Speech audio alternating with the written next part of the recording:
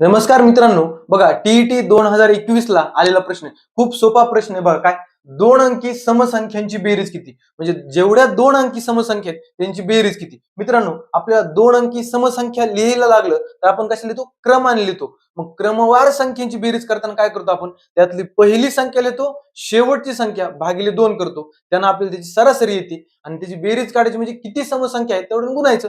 चला मग, पहिली दोन अंकी समसंख्या किती असेल? 10.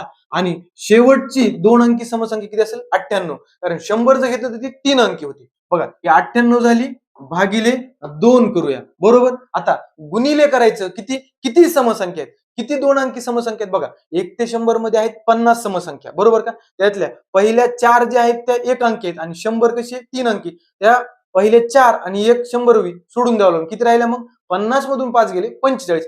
समसंख्या किती राहिल्या? 45. मग गुणिले 45 करूया. चला, 10 आणि 98 किती? 108. 108 भागिले 2 गुणिले 45. चला करूया कॅल्क्युलेशन. बे एक बे, बे पंचे 10, पुन्हा बेचोक 8. 54 गुणिले 45 करावं लागेल. किती? 54 गुणिले 45. 45 न गुणूया. 45 चोक किती? 180. हातच्या आले 18.